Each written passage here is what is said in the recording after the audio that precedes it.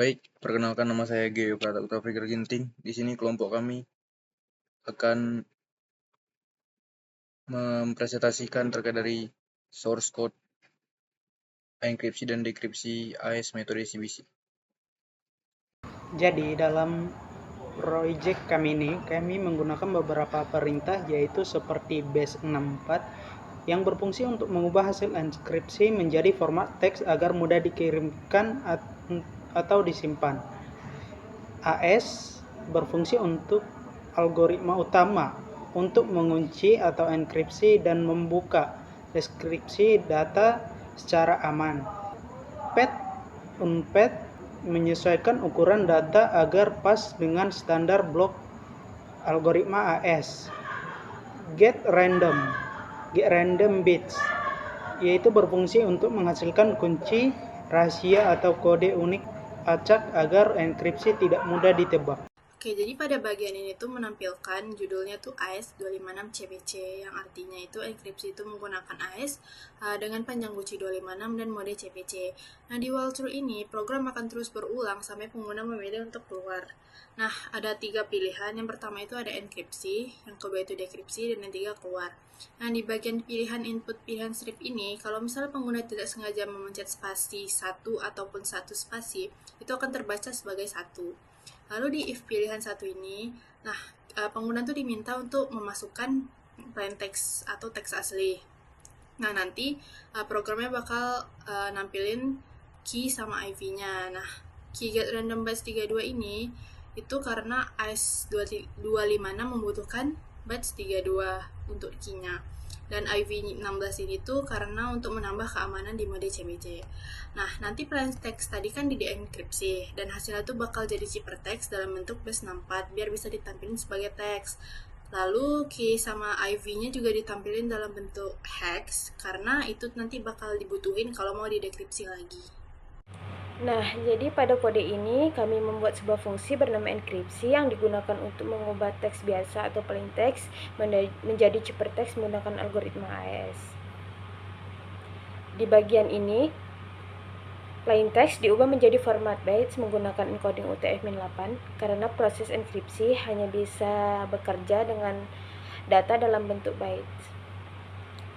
Selanjutnya, dilakukan padding, yaitu menambahkan data agar panjangnya sesuai dengan ukuran blok AES. AES bekerja dengan blok tetap, jadi data harus disesuaikan dahulu. Nah, di sini kami membuat objek chipper menggunakan algoritma AES dengan mode CBC. Mode ini membuat hasil enkripsi lebih aman karena setiap blok saling terhubung.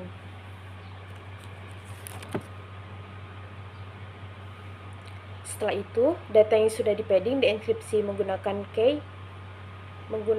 dan IV sehingga menghasilkan ciphertext. Terakhir, hasil enkripsi diubah ke format base64 agar bisa ditampilkan atau dikirim sebagai teks biasa. Jadi di sini kita masuk ke kondisi elif pilihan 2 yang artinya user memilih menu untuk melakukan deskripsi. Bagian input, pertama program meminta input dari user yaitu CT input ciphertext dalam format base64, key dalam format hex, dan if juga dalam format hex. Untuk key dan if kita pakai bytes from hex supaya data hex bisa diubah jadi bentuk bytes yang bisa diproses oleh fungsi deskripsi. Bagian try selanjutnya ada blok try. Di sini program mencoba menjalankan fungsi deskripsi ct key if. Hasil dari deskripsi itu disimpan ke variabel result lalu langsung ditampilkan sebagai plain text ke layar. Bagian except, kalau misal terjadi error, misal key dan if salah, maka program akan masuk ke except dan menampilkan pesan deskripsi gagal, pastikan key dan if benar. Bagian keluar,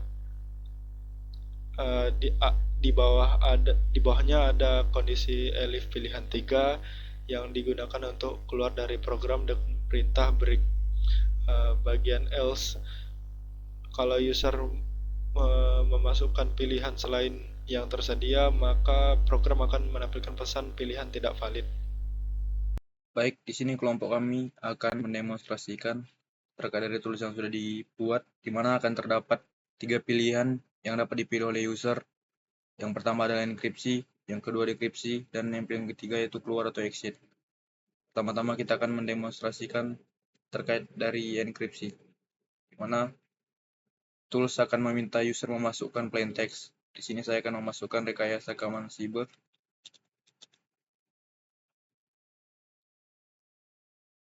Nah, dengan otomatis, tools akan langsung mengenkripsi plain text yang user berikan. Sekarang kita akan menguji untuk melakukan dekripsi pada ciphertext yang sudah kita dapat dari hasil proses enkripsi. Kita akan memilih pilihan kedua pada tools, di mana tools akan meminta ciphertext yang tadinya sudah kita dapatkan dari proses enkripsi atau ciphertext lain jika user memiliki ciphertext masing-masing. Kita memasukkan ciphertext yang tadi, kemudian tools akan meminta kunci atau key dari proses enkripsi yang sebelumnya dilakukan pada plain text. Di sini akan kita salin dari proses hasil enkripsi.